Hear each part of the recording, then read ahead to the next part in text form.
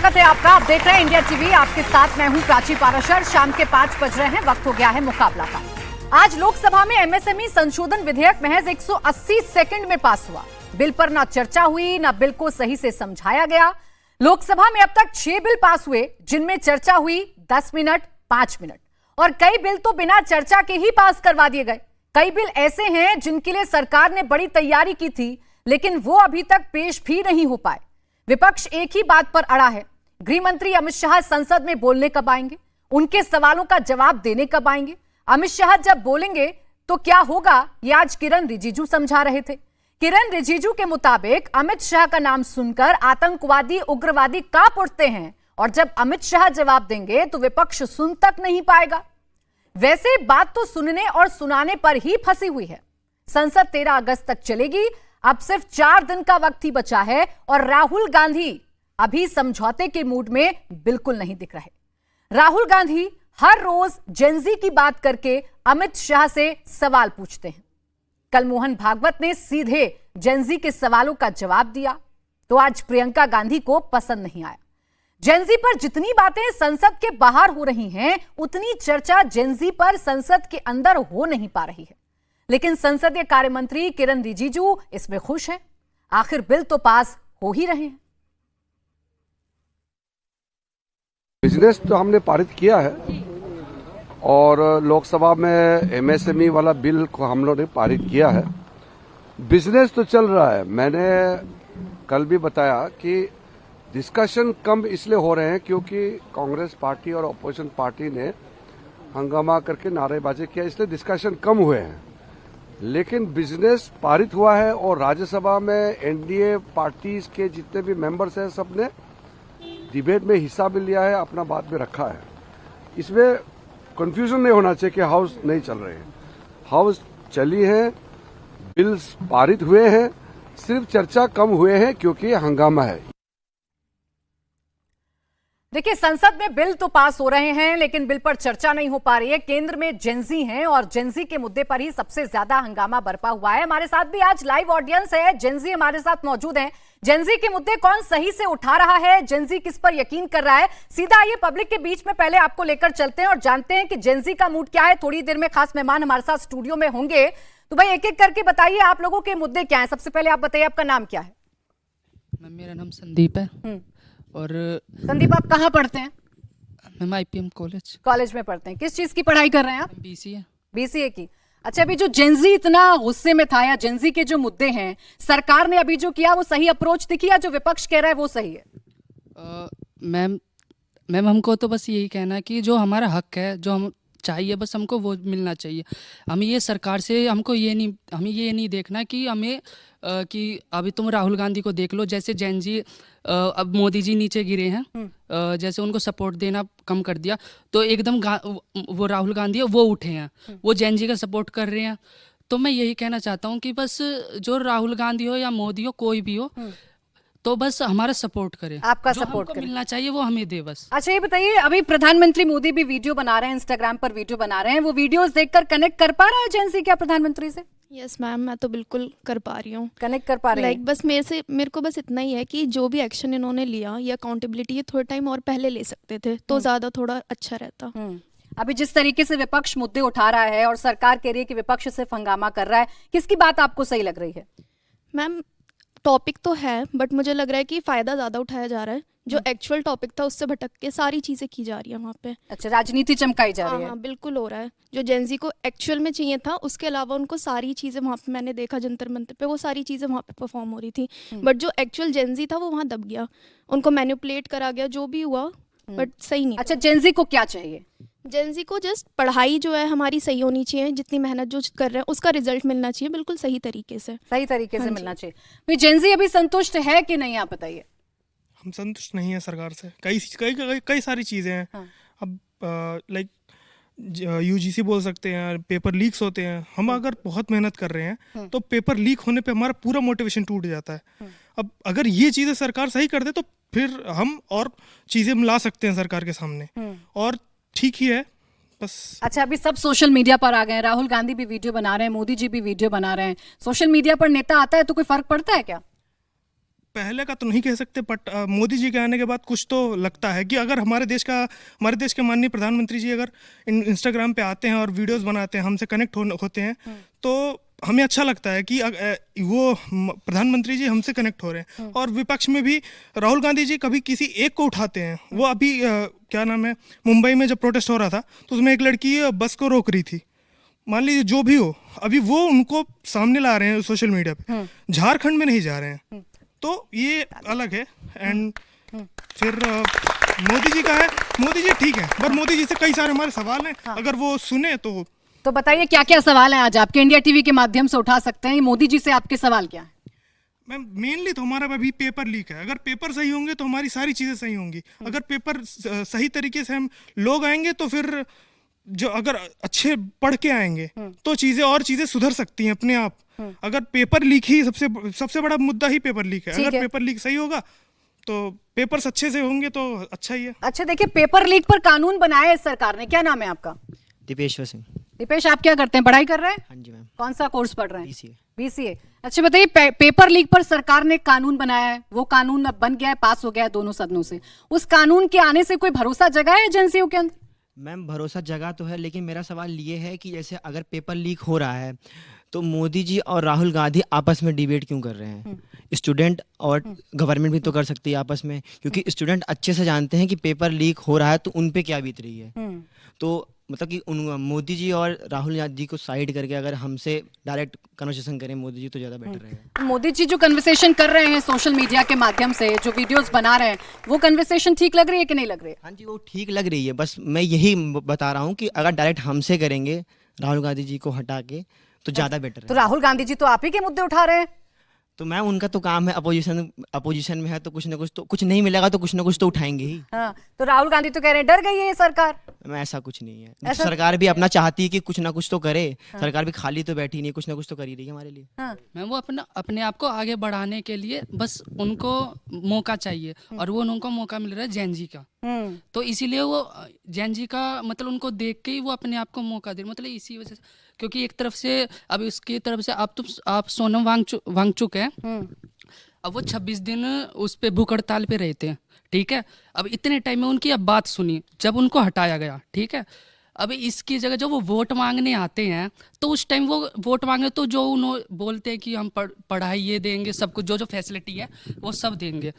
पर मैम वो चीज़ जब वो भूख हड़ताल पे थे, मैम जब इतनी लेट बात क्यों सुनी? अच्छा लेट बात क्यों? भाई लेट बात करने से कोई फर्क पड़ा? क्या नाम है आपका?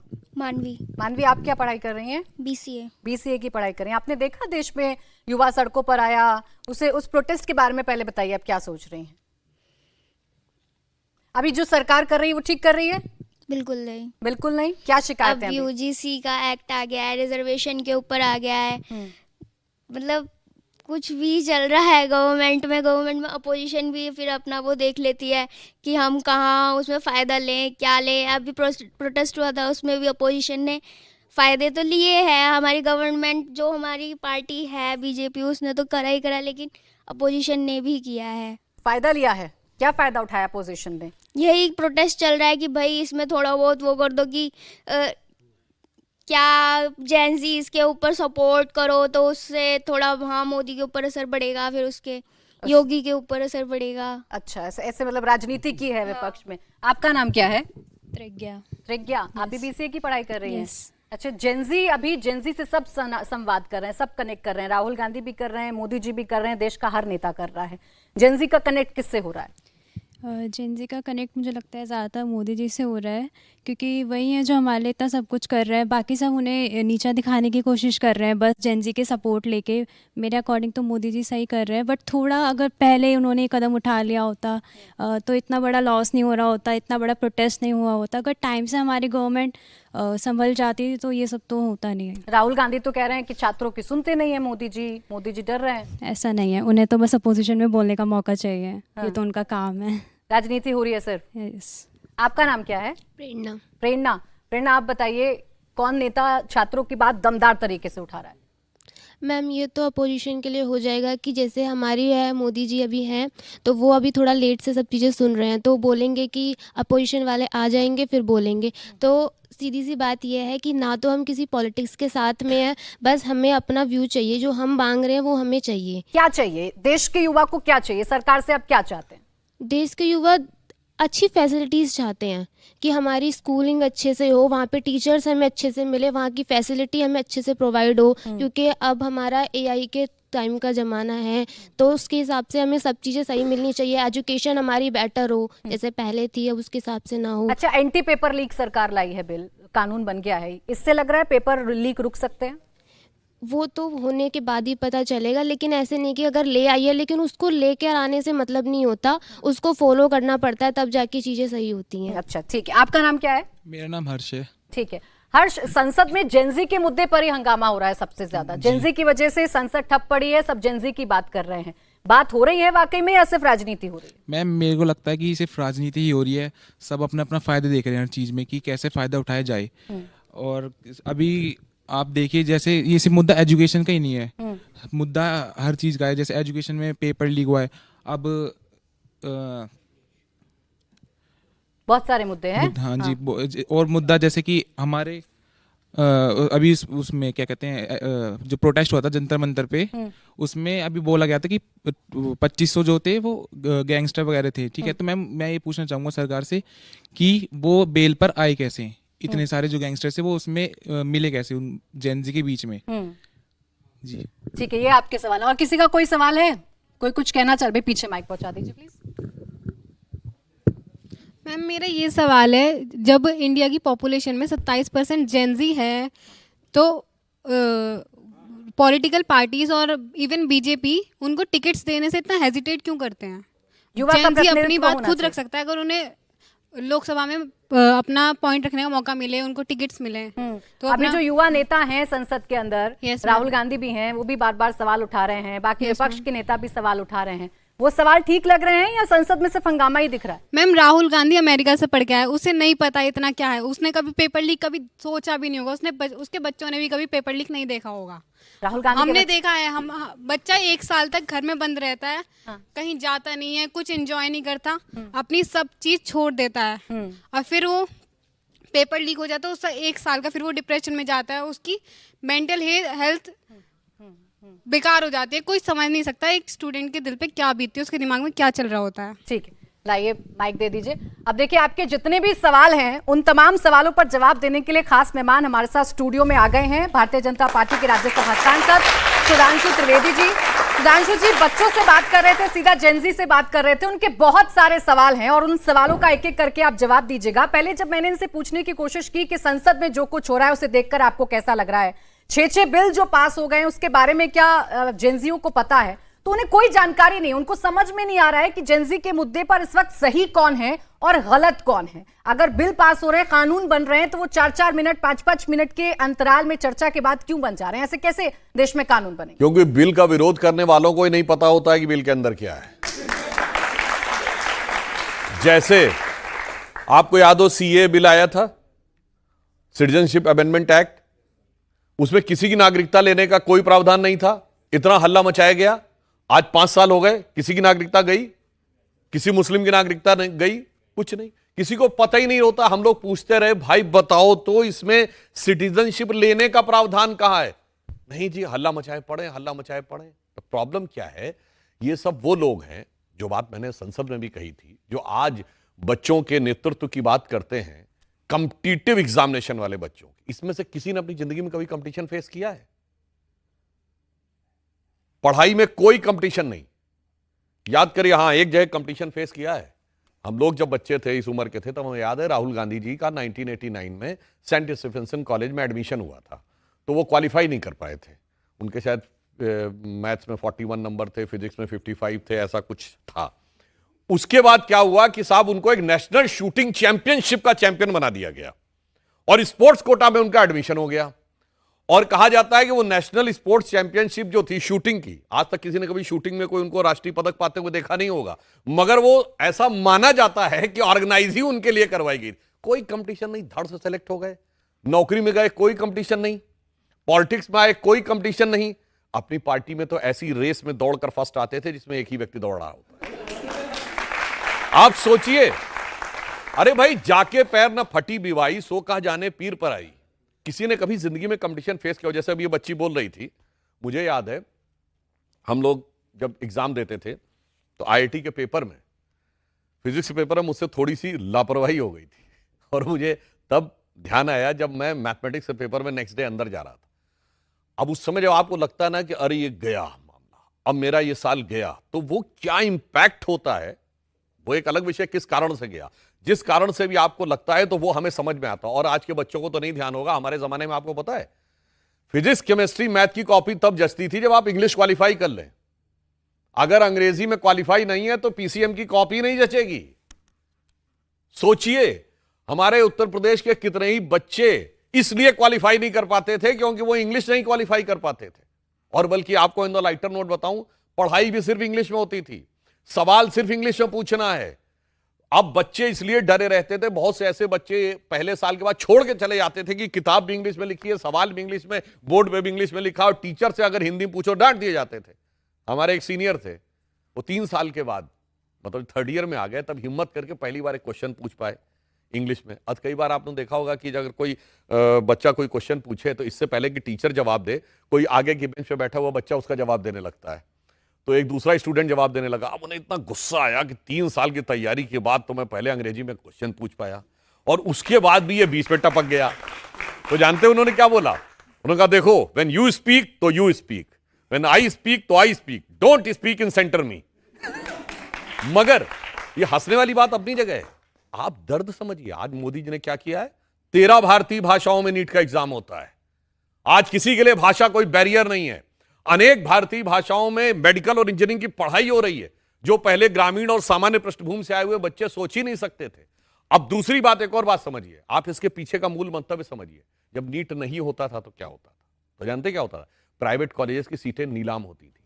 मेडिकल में अंडर ग्रेजुएट की 20-25 लाख रुपए मिनिमम और 45-50 लाख रुपए तक सीट जाती थी, और पीजी में तो 1 करोड़ के आसपास पहुंच जाती थी। सामान्य मध्यम वर्ग का बच्चा कल्पना नहीं कर सकता था कि 25 लाख 50 लाख और 1 करोड़ देके जाएंगे। कमाता कौन था? आज तमिलनाडु के बहुत से नेता कह रहे हैं ना नीट खत्म कर देनी चाहिए। जाके चेक करिए तमिलनाडु में, केरल में, आंध्रा में किन लोगों के वो कॉलेजेस हैं। सब कांग्रेस पार्टी और उनके साथ के लोगों से जुड़े हुए हैं। हर साल सैकड़ों करोड़ रुपए कमाते थे।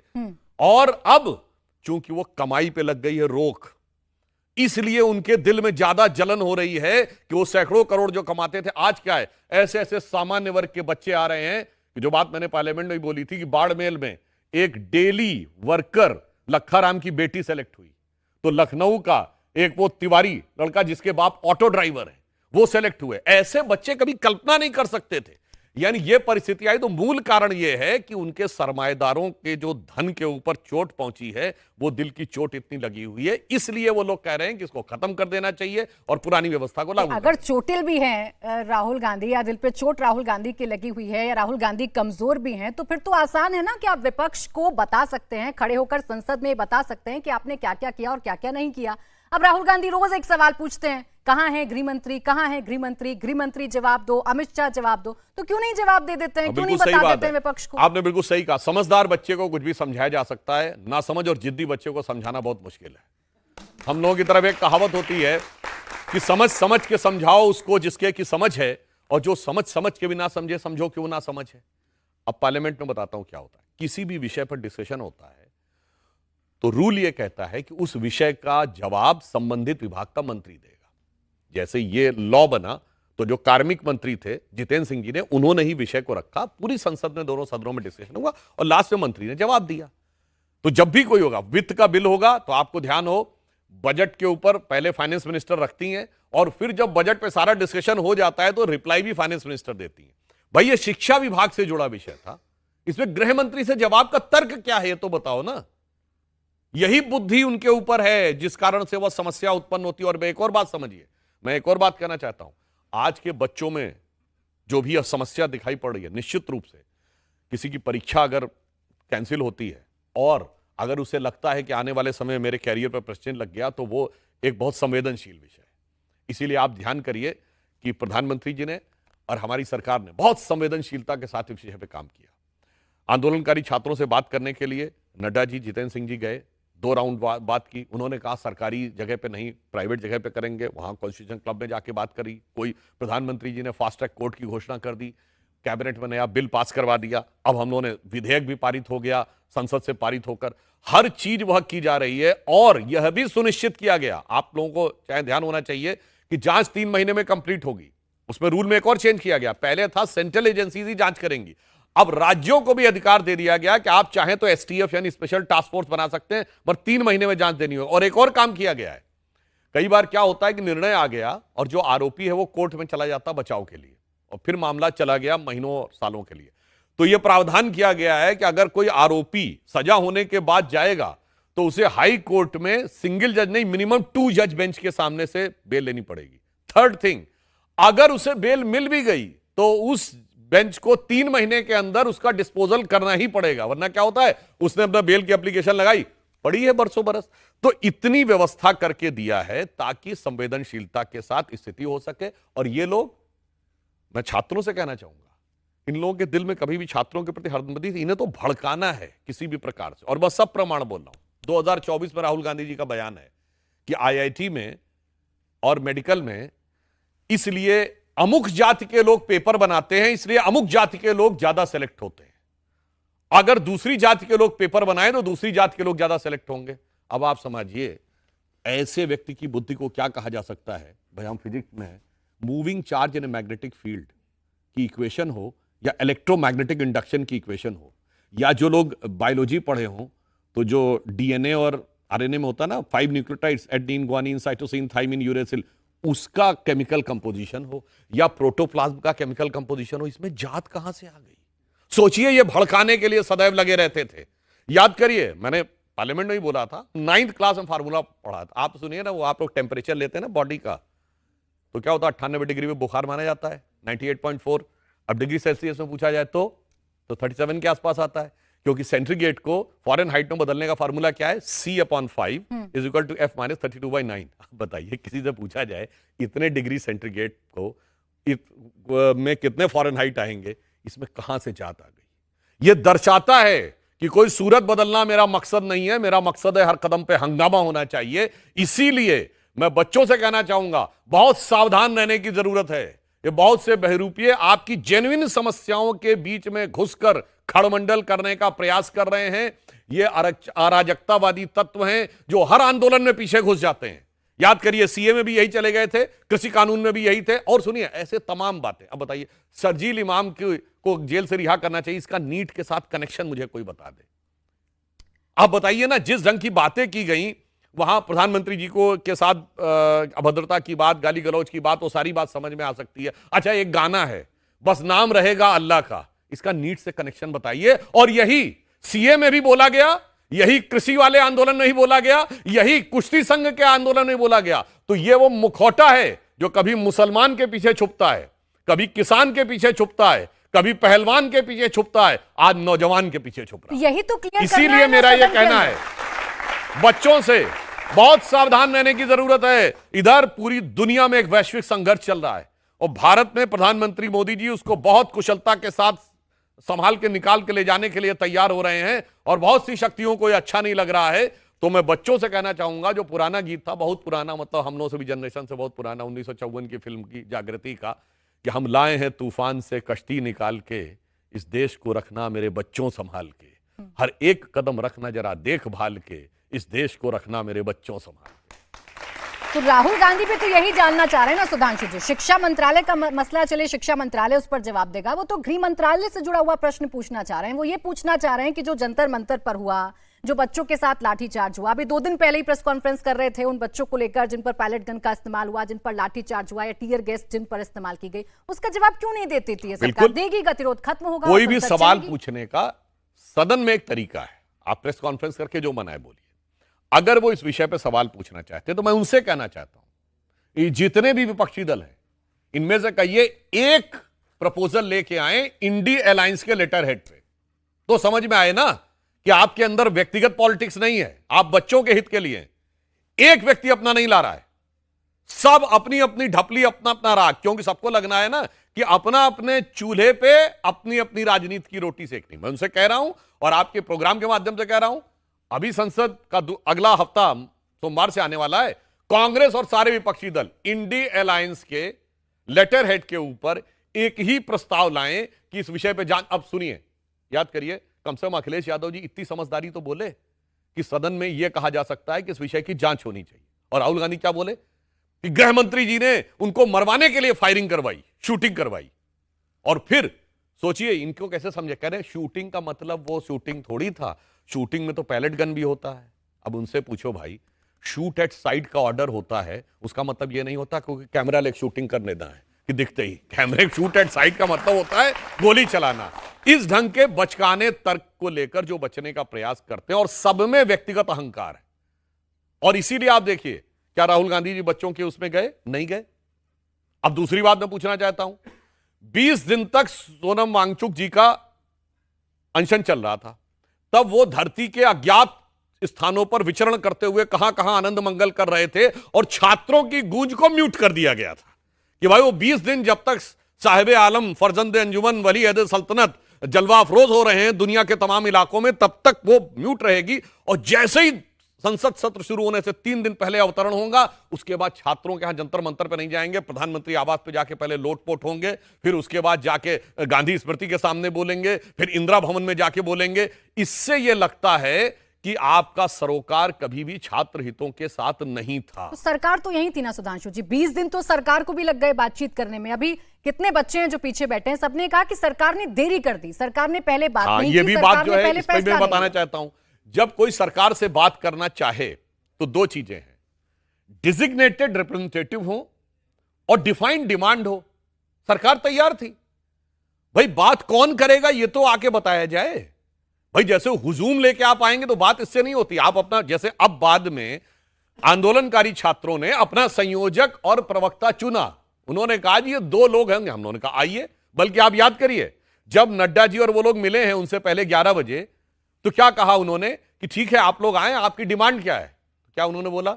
डिमांड तो हम कुछ लाए नहीं, हम जा रहे हैं, दोबारा आएंगे, तो 4 बजे का समय दोबारा दीजिए। तो वो 11 बजे की मीटिंग रोक के 4 बजे दोबारा। इसका अर्थ क्या हुआ कि वो स्वयं ही इस विषय को लेकर तय नहीं थे, या यूं कहें कि लापरवाही में थे कि भाई आप जा रहे हैं तो आप अपनी डिमांड क्या है। तो जैसे ही डिजिग्नेटेड रिप्रेजेंटेटिव और डिफाइंड डिमांड आई, सरकार ने बातचीत की और बातचीत करके उनकी डिमांड मान ली। इसमें तो कहीं कोई किंतु परंतु नहीं। इससे ज्यादा संवेदनशीलता सरकार नहीं दिखा सकती थी जो उन्होंने दिखाया। प्रधानमंत्री जी ने रात में भी जाकर छात्रों को संबोधित किया। तो इसलिए, मगर मैं एक और बात कहना चाहता हूं, उस संबोधन पर भी सवाल है विपक्ष के कि सिर्फ कैमरे के आगे आकर, इंस्टाग्राम पर आकर, सोशल मीडिया पर आकर प्रधानमंत्री संबोधित कर रहे हैं, जनता से कोई सरोकार नहीं, स्टूडेंट से कोई सरोकार नहीं। प्रधानमंत्री जी के प्रधानमंत्री बनने से पहले हमें याद है, इस पीढ़ी को तो नहीं याद होगा, 12 साल पुरानी बातें कहां याद रहेंगी, उस समय तो लोग बच्चे रहे होंगे, कि ये माना जाता था पॉलिटिकल रैलियों का युग अब खत्म हो गया, क्योंकि रैलियों में भीड़ जुटाना मुश्किल होता था। जब से प्रधानमंत्री जी आए हैं तब से आप देखिए रैलियों में लोग आना शुरू हुए हैं। तो ऐसा नहीं कि जनता से संवाद नहीं करते, जनता से संवाद नहीं करते तो जनता का समर्थन कैसे मिलता है। एक पॉइंट में जरूर युवाओं से कहना चाहूंगा, जेन जी से, जो मैंने बोला था पार्लियामेंट में टाइम कम था तो मैं थोड़ा उसको एलेबोरेट नहीं कर पाया था। अभी ये कुछ साल पहले एक मूवी आई थी जिसमें वो हॉस्टल के बच्चे डांस कर रहे हैं, यही उम्र है कर ले तू गलती से मिस्टेक। ये ध्यान रखने की जरूरत है बच्चों को किस ढंग का डायरेक्शन दिया जा रहा है। ये जो जवानी होती है इसके 3 काम होते हैं, योग, भोग, संग्राम, तीनों जवानी के काम। याद रखना चाहिए जिंदगी में जो भी करना है, योग तो जवानी में, भोग तो जवानी में और संग्राम तो जवानी में। 80% तो भोग के चक्कर में लगे हैं कि बढ़िया नौकरी मिल जाए, बढ़िया से सैलरी मिल जाए, फिर डिस्कोथेक पब में आराम से जिंदगी गुजारी जाएगी, मस्त जवानी फिर नहीं आनी, जी भर ऐश करो, ये वो चेक है जिसको यारो जल्दी कैश करो। और 20% संग्राम की तैयारी कर रहे हैं। जब संग्राम की तैयारी करने वालों से भोग वालों का सामना होता है, टिक नहीं पाता। यूरोप में देख लो आंख उठाकर क्या हो रहा है, बमुश्किल 1% लोग योग कर रहे हैं। अब समझिए वो संग्राम सिर्फ सामने का नहीं है। आपको पानी की बोतल दी जाती है, पानी की बोतल कितने की आती है? 10 रुपए 12 रुपए की आती है, 200-250 ml की बोतल। मगर आपने कभी सोचा फेसबुक फ्री, इंस्टाग्राम फ्री, सिर्फ इंटरनेट का पैसा देना है, व्हाट्सएप फ्री, क्यों भाई ये फ्री, ट्विटर फ्री, ये फ्री में क्यों बांटा जा रहा है आपको? क्या अरबों रुपए का व्यापार करने वाली कंपनी किसी को फ्री में कुछ बांटती है? नहीं। और ये तो वो सभ्यता है जहां ये कहावत है, there can never be a free lunch, if there is a free lunch there has to be poison in it. अब ये समझना चाहिए। अभी संसदीय समिति के सामने आकर मेटा ने यह बात कबूल की है कि इस प्रक्रिया के दौरान उन्होंने पेड व्यवस्थाओं के द्वारा भी कई चीजों को बूस्टअप किया और टारगेटेड लोगों तक पहुंचाया। इसलिए मैं कहना चाहता हूं, इस गहराई को समझिए, वो आपके ब्रेन को कैप्चर करना चाहते हैं। और इसीलिए मैं ईमानदारी से कहना चाहता हूं, आज की युवा पीढ़ी बहुत तर्कशील है और इस विषय पे जागृत है कि जब तक लॉजिकल नहीं होगा हम किसी बात को नहीं मानेंगे। वो ये कहती है भगवान का अस्तित्व मुझे लॉजिकल बताओ, शंकर जी पे दूध क्यों चढ़ाया जाता है ये मुझे लॉजिकली बताओ। मगर वही युवा पीढ़ी अगर कहा जाता है कि फटा हुआ कपड़ा पहनना, तो कभी लॉजिक नहीं करती कि मुझे फटा हुआ कपड़ा क्यों पहनना, इसका लॉजिक बताओ, फट से पहन लेती है। ये वो चीज है जो आपको मुफ्त का देकर वो की जा रही है। इसलिए ध्यान रखने की जरूरत है। भविष्य में ये याद रखिए, जो बात आगे की तरफ है, बहुत आगे चुनौतियां भी हैं और एक एक चीज को सावधानी से जांच परख कर आगे बढ़ने की जरूरत है। जो मैंने बात बोली थी कि हम लोगों के जमाने की पिक्चर है 97 की, यस बॉस, जिसमें शाहरुख खान और जूही चावला थे। तो उसमें जूही चावला को लगता है कि मेरी तो बड़ी प्रमोशन हो रहा है, मेरा बॉस तो मेरे काम से खुश है, मैं तो उन्नति कर रहा हूं, जबकि उसे पता होता है कि वो उनके लिए ट्रैप है। तो गाना ना, जाता है तू कहां रे बाबा, जाता है तू कहां, तो उसमें एक लाइन है, खतरे ही खतरे हैं तेरे वास्ते, बड़े टेढ़े मेढ़े दुनिया के रास्ते, जाता है तू कहां। तो मुझे लगता है आज युवावस्था को बहुत ध्यान रखने की जरूरत है कि ये जो कुछ भी चल रहा है, जो कुछ दिखाई पड़ रहा है, उसको फेस वैल्यू मत दीजिए, पहले उसको क्रॉस चेक करिए, वेरीफाई करिए, लॉजिक से सोचिए, उसके बाद एक्सेप्ट करिए। अच्छा, आप ही की स्पीच में सुन रही थी राज्यसभा के अंदर, आप बेवफाई का भी जिक्र कर रहे थे। बेवफाई किसने कर दी और किसके साथ कर दी? देखिए, बेवफाई की जहां तक बात है, सबसे ज्यादा तो बेवफा वो लोग हैं जो इस देश के साथ, इस देश की जनता के साथ और देश के हितों के साथ बेवफाई करते हैं। और वो आज से नहीं करते आ रहे हैं, वो 50-60 सालों से करते चले आ रहे हैं। मगर आज के जमाने में तो वफा और बेवफा का तो मतलब ही नहीं रहा। आजकल की यंग जनरेशन को बहुत कहा जाता ना, साहब पहले वो प्रेम था फिर ब्रेकअप हो गया। तो याद रखना चाहिए, जो प्रेम होता वो ब्रेकअप नहीं होता, उसमें जो ब्रेकअप हो जाए वो प्रेम नहीं होता। प्रेम वो होता है जिसमें सांसें ब्रेक हो जाती हैं पर ब्रेकअप नहीं हो सकता। इसलिए बच्चों को समझना चाहिए, ये कोई प्रेम नेम नहीं जो आपको बताया जाता, सिर्फ अट्रैक्शन है। अट्रैक्शन एक स्टेज पे जाके रिपल्शन में बदलता है, रिपल्शन जाके फ्रस्ट्रेशन में बदलता है, फ्रस्ट्रेशन जाके डिस्ट्रक्शन में बदलता है। इसीलिए जो एक शेर है वसीम बरेलवी साहब का कि माना मुझे अपना हाल बयां करना नहीं आता, तुझे भी तो उसे एहसास करना नहीं आता। माना मुझे अपना हाल बयां करना नहीं आता, तुझे भी तो उसे एहसास करना नहीं आता। वो दिन गए जब मोहब्बत हुआ करती थी जान की बाजी, अब कोई बिछड़ जाए तो कोई मर नहीं जाता। बल्कि अब तो उल्टा है। मैं बच्चों से कह रहा हूं, ये पढ़ाई से इतर सोचिए, अब तो बिछड़ जाने के बाद मार के काट के टुकड़े टुकड़े करके सूटकेस से बंद कर देता है। बहुत ध्यान रखने की जरूरत है। पुराना गाना था ना, आंखों से जो उतरी है दिल में तस्वीर है एक अफसाने की, खुद ढूंढ रही है शम्मा जिसे, क्या बात है उस परवाने की। तो ये आंखों से उतर के अफसाना कब सीमेंट के ड्रम में पहुंच जाएगा पता नहीं लगता है। इसीलिए मैं कह रहा हूं, खतरे ही खतरे हैं तेरे वास्ते, बड़े टेढ़े मेढ़े दुनिया के रास्ते। इसीलिए बहुत सावधान रह के चलने की जरूरत है। भाई, जेनजीज को सब समझाने की कोशिश कर रहे हैं। कल संघ प्रमुख मोहन भागवत भी जेनजीओं से मुखातिब हो रहे थे और विपक्ष को ऐसा लग रहा था कि कोई बड़ी बात संघ प्रमुख कहेंगे, लेकिन संघ प्रमुख ने जो सर्टिफिकेट दिया उस पर विपक्ष नाराज हो गया है। प्रियंका गांधी कह रही है, भाई आप कौन होते हैं जेनजी को सर्टिफिकेट देने वाले, ये बताने वाले कि जेनजी कितने बड़े नेशनलिस्ट हैं या कितनी अच्छी जनरेशन है। संघ वो जनरेशन, वो संगठन है जहां प्रचारक कब आता है 20-21 साल की उम्र में, जैसे ही ग्रेजुएशन करता है। और इस भाव से आके जब वो सबसे युवा बेहतरीन कैरियर त्याग कर, बेहतरीन एकेडमिक एजुकेशन छोड़कर, बेहतरीन कैरियर त्याग कर, परिवार की धन संपत्ति को छोड़कर 21, 22, 23 साल की उम्र में लोग आरएसएस के प्रचारक बनते हैं। और किसके लिए? मैं जीवन भर अपना समर्पित कर दूंगा, हॉस्टल की तरह जिंदगी जीऊंगा, जहां कंट्री में कह दिया जाएगा वहां चला जाऊंगा और जान का भी खतरा उठाऊंगा, चाहे कश्मीर में आतंकियों के सामने या नॉर्थ ईस्ट में अथवा ट्राइबल एरियाज में। और तब वो लोग उस भाव से आकर काम करते थे कि तन समर्पित, मन समर्पित और यह जीवन समर्पित, चाहता हूं देश की धरती तुझे कुछ और। तो उस संगठन से जो निकला है लोग, तो मुझे लगता है जेन जी वास्तविकता में भारत का क्या होना चाहिए। मैं एक उदाहरण देना चाहता हूं। आज भारत की युवा शक्ति में कितनी प्रतिभा है आपको पता है? फिजिक्स ओलंपियाड में 5 गोल्ड जीत के हम नंबर 1 आए, भले ही ज्वाइंट है, चाइना भी उसके साथ है। अब आप देखिए, हमने मैथ्स के ओलंपियाड में भी 3 गोल्ड मेडल जीते हैं, बायोलॉजी के ओलंपियाड में भी जीते हैं। प्रधानमंत्री जी ने बताया भारत का पहला प्राइवेट सेक्टर की स्पेस कंपनी ने अपना सैटेलाइट लॉन्च करने में सफलता हासिल की, विक्रम 1, और उस कंपनी का नाम है स्काई रूट, जिसकी एवरेज एज है 28 ईयर्स। हमारे जेनजी का प्रतीक कौन है? अभी कॉमनवेल्थ गेम में लोगों ने इतने सारे मेडल्स जीते, हमारी जेनजी का प्रतीक कौन है? गुकेश डोमराजू, 18 साल की उम्र में वर्ल्ड चेस चैंपियन। हमारी जेनजी का प्रतीक कौन है? देवव्रत महेश रेके, जिसने कि शुक्ल यजुर्वेद का दंडकम पारायण करके दिखा दिया 19 ईयर्स की एज में। और भारत में तो वो परंपरा रही है कि आदि शंकराचार्य 16 साल की आयु में सारे वेद वेदांग में पारंगत हो गए थे।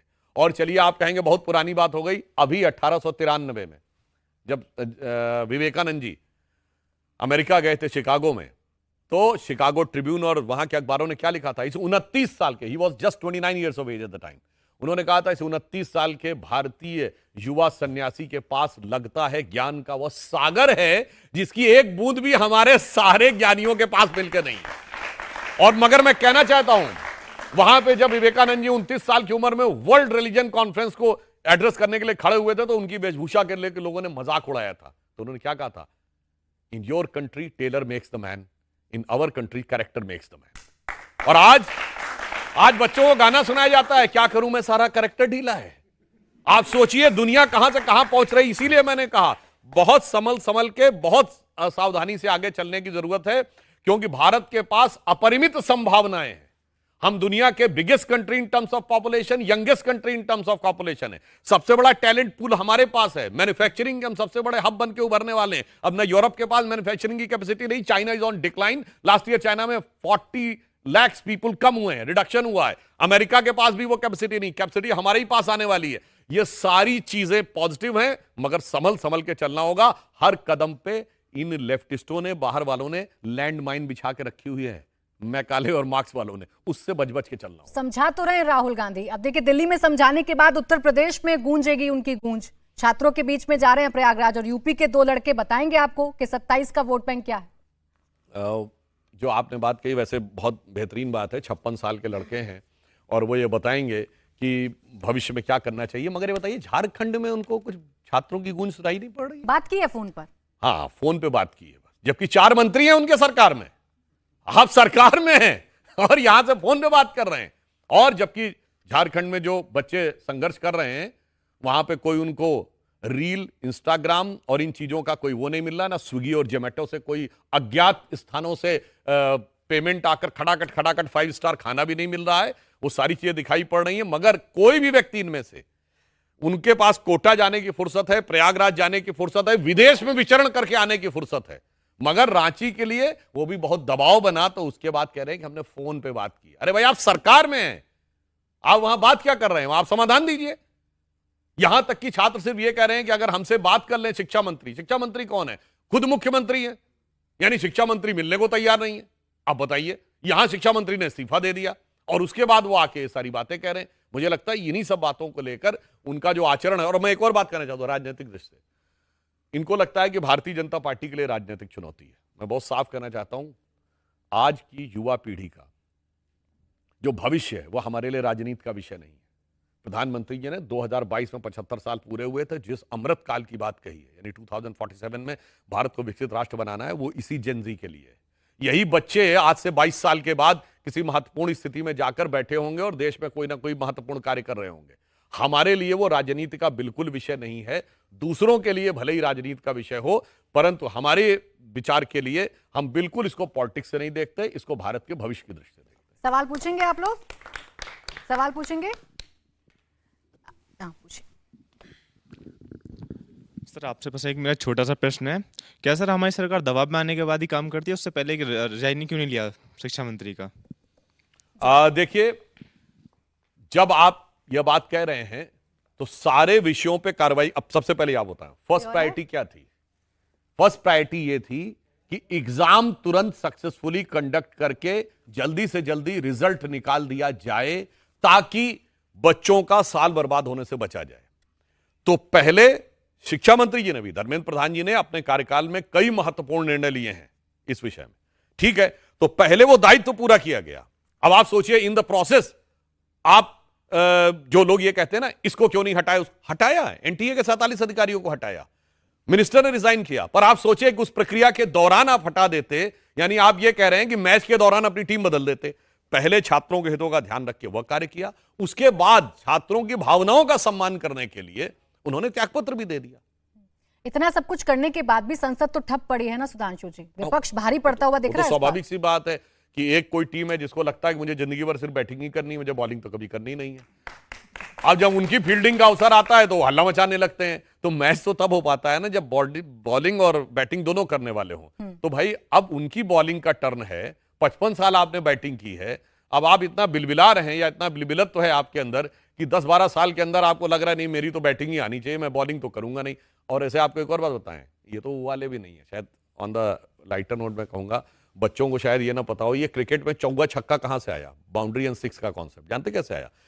ये इनिशिएट तो हुआ ऑस्ट्रेलिया में, रूल तो बना ऑस्ट्रेलिया में, मगर इसकी शुरुआत इंडिया से हुई थी। कारण क्या था, राजे महाराजे खेलते थे ना तो कहते दौड़ना मेरा काम थोड़ी है, वो शॉट मारते थे और स्क्वायर लेग के ऊपर उनका एक अर्दली खड़ा रहता था, वो छतरी लेके वो शॉट मारते थे, रनर होता था वो दौड़ता था और वो राजा साहब के आके छतरी लगा देता था। जब बॉलर अपने रनअप पे चला जाता था तब फिर वो छतरी हटा के फिर स्क्वायर लेग पे आ जाता था। तो कुछ समय के बाद पता लगा जब तक बॉल इतनी दूर जाती है तब तक 4 बार दौड़ लेते हैं। तो कहा गया ठीक है वहां पे बाउंड्री बना दी जाए और वो 4। तो ये तो वो राजे महाराजे थे ना, रन वन करना मेरा काम थोड़ी, मैं तो शॉट मारूंगा फिर कोई आके मेरे लिए छतरी लगा देगा, बाकी लोग दौड़ते रहेंगे। इसलिए उनके मन में ये भाव रहता है कि हम कोई बात सुनेंगे समझेंगे थोड़ी, हम तो जो कहेंगे वो हमारे लिए पर्याप्त है। अगला सवाल। नमस्कार सर, मेरा नाम दीपाली है। मेरा ये क्वेश्चन है कि जैसे कि अभी एक लॉ बनाया गया है तो क्या गारंटी है कि इसको फॉलो किया जाएगा, क्योंकि कानून तो बनते रहते हैं। हाँ, ये जो इन्होंने बात कही, इस लॉ में 3 प्रकार के काम किए गए ताकि बचने की गुंजाइश कम रहे। पहली बात क्या रहती है, आप कितना भी कठिन लॉ बना दीजिए, अगर जांच टाइमली पूरी नहीं हुई तो रास्ता निकल आएगा। तो इसमें जांच के लिए 2 महीने का टाइम ड्यूरेशन किया गया है। फिर जांच के लिए सेंट्रल एजेंसी के साथ साथ स्पेशल टास्क फोर्स का प्रावधान किया गया है। अब जांच भी पूरी हो जाए तो अगर जजमेंट टाइमली नहीं आया तो जजमेंट के लिए 3 महीने की व्यवस्था की गई है और इसको लॉ के रूप में डाला गया है। तो सरकार ने अपनी तरफ से कोशिश की है कि कठोर दंड, समयबद्ध जांच और त्वरित न्याय तीनों सुनिश्चित हो सके। हाँ, अब जो लोग ये तर्क देते हैं कि भाई इससे तो कोई ऐसा नहीं है कि पेपर लीक रुक ही जाएगा, ये बात ठीक है। तो अब ऐसे तो कह दीजिए फांसी की सजा के बाद भी मर्डर होते हैं तो फिर फांसी की सजा खत्म कर दी जाए। फिर आप तो ये कहेंगे कि आजीवन कारावास होना ही नहीं चाहिए क्योंकि उसके बाद भी मर्डर होते हैं। फिर आप कहेंगे चोरी का तो धारा कठिन से कठिन की जा रही है ताकि इनके लिए, और इतना कठोर आर्थिक दंड रखा गया है। 1 करोड़ 10 करोड़ के आदमी को थोड़ा बहुत होता नहीं, कुछ लाख रुपए कमा लूंगा तो उसे समझ में आ जाए जितना मैं कमाने की कोशिश करूंगा उससे ज्यादा नुकसान होगा। और एक और मैं फैक्ट करना चाहता हूं, इस बार का जो पेपर लीक है वो टेक्निकली अगर देखें तो वो पिछली बारों से बहुत अलग है। ये टेक्निकली पेपर लीक नहीं है, ये पेपर आउट है। कैसे लीक? क्या होता है कि जहां पेपर बना और फिर वहां से जहां गया पब्लिश होने, प्रिंट होने, फिर जहां प्रिंट हुआ वहां से गया एग्जामिनेशन के पास, इस बीच में कहीं लीक हो जाए उसे लीक कहते हैं। इस बार तो पेपर सेटर वाले ने बाहर कर दिया और यह भी बात आई कि वो कोई कागज में वो याद करके ले गए और बच्चों को जाके बता दिया कि ये क्वेश्चन है तुम ये कर लेना। अब ये तो कुछ ये आज तक किसी ने कल्पना नहीं की थी कि जो टीचर पेपर सेटिंग करेगा वही पेपर को आउट करने में लग जाएगा। ये कुछ वैसा है जैसे कोई न्यायाधीश जजमेंट सुनाते हैं तो जिस दिन जजमेंट प्रोनाउंस होता है उससे पहले वो गोपनीय माना जाता है। तो उस न्यायाधीश को तो पता होता है ना मैं क्या जजमेंट लिख रहा हूं। अब वो जज ही अपना जजमेंट लीक कर दे तो ये तो बहुत कठिन काम है। मगर इसलिए भी सरकार ने व्यवस्था की कि अब टेक्नोलॉजी का प्रयोग किया जाएगा, 1-2 टीचरों के पास नहीं रहेगा, उसको अलग अलग ढंग से क्वेश्चंस मंगवाए जाएंगे और कैसे उसको जंबल किया जाएगा उसकी व्यवस्था की जा रही। पर मैं ये कहना चाहता हूं इस बार ये पेपर लीक बिल्कुल अलग था चूंकि उन लोगों ने इसको आउट किया जो खुद पेपर सेटिंग का काम जिनको दिया गया।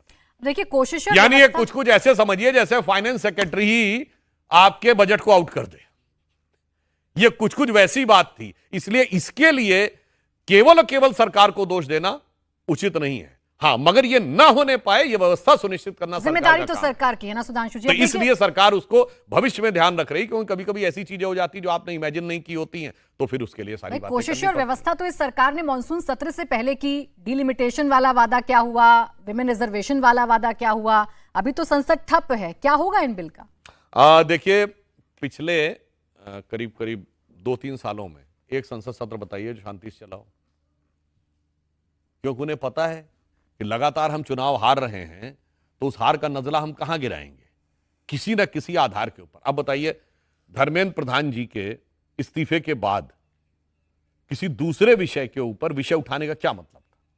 इसका मतलब साफ यह है ना कि आप अब मैं उदाहरण देना चाहता हूं। आप याद करिए कि इन लोगों ने मणिपुर को लेकर नो कॉन्फिडेंस मोशन लाए थे, और आज का डिजिटल जमाना है, जाके चेक कर लीजिएगा, मणिपुर पे 5% नहीं बोला किसी ने, 95% इधर उधर की बात बोली। राहुल गांधी जी इस टॉपिक पे, पेपर लीक पे उनका भाषण जाके देखिए, क्या उन्होंने बिल के एक प्रावधान को भी कोट किया कि मुझे इस क्लॉज के इस सब क्लॉज को ये गलत लग रहा है और मैं इसमें ये अमेंडमेंट चाहता हूं? कुछ नहीं। इधर उधर वो 3 प्रकार के होते हैं, वो इडियट होते हैं, वो अंधभक्त होते हैं, फलाना ढिमाका, ये सब बोलने लगे आके। इससे दिखाई पड़ता है जब वो सीरियस ही नहीं है तो अब क्या बताया जाए। देखिए, इन नौजवानों को समझाया जा सकता है, मगर पक्की दाढ़ी वाले नौजवान को समझाना बहुत मुश्किल होता है। देखिए, ये नौजवान को तो ये कह सकते हैं कि कोई भटकाने का प्रयास कर रहा है, तो भटके हुए नौजवान को समझाया जा सकता है, पर पक्की दाढ़ी वाले सत्ता के लालच में लटके हुए नौजवान को समझाना बहुत मुश्किल होता है। तो इसलिए मैं कहना चाहता हूं कि वो समझने का विचार ही नहीं रखते हैं और वो हमेशा इतनी आक्रामक भाव भंगिमा बनाकर रखना चाहते हैं। अब मैं एक और बात कहता हूं जो मैंने पुनः भी बोला, ये बताइए, नीट के विषय के ऊपर या पेपर के बारे में संसद में डिस्कशन हो रहा, उसमें गोमूत्र कहां से आ गया? कोई रेलेवेंस है? यह दर्शाता है कि मन में क्या भरा हुआ है, कि मुझे कहीं ना कहीं ले जाकर अपना एजेंडा सेट करना है कि इंडियन कल्चर और हिंदू धर्म को लेट डाउन करना है। ठीक। और उसके बाद उन लोगों की ज्ञान की भी मतलब क्या स्थिति, जो मैंने बोला था फिर रिपीट कर देता हूं कि भाई गोमूत्र का scientific anti fungal anti bacterial जो है पेटेंट है यूएस में, एंड पेटेंट नंबर इज 6410059, और बायो एनहांसर के रूप में पेटेंट है 6896907। अब सुनिए, उसके बाद अब सोशल मीडिया पे क्या लोग लिख रहे हैं, अब इसको तो काउंट, अरे पेटेंट होने से क्या हो जाता है, अरे अमेरिका में तो किसी भी चीज का पेटेंट हो जाता है। मतलब ऐसा लग रहा है भाई, पहले तुम ये बताओ, मुझे ये बताओ, physics chemistry math geology botany chemistry के एंट्रेंस एग्जाम में गोमूत्र का क्या लेना देना था, और जब पेटेंट सामने आ गया तो अमेरिका में पेटेंट भी कैसे ही हो जाता है। इसी से दिखाई पड़ता है इन लोगों की स्थिति क्या है, कहीं पे निगाहें कहीं पे निशाना, जिसे कहते हैं LLTT, looking London talking Tokyo. ठीक है, बहुत शुक्रिया आपका सुधांशु जी हमारे साथ जुड़ने के लिए और चर्चा करने के लिए। इसी के साथ मुकाबला में आज के लिए बस इतना ही।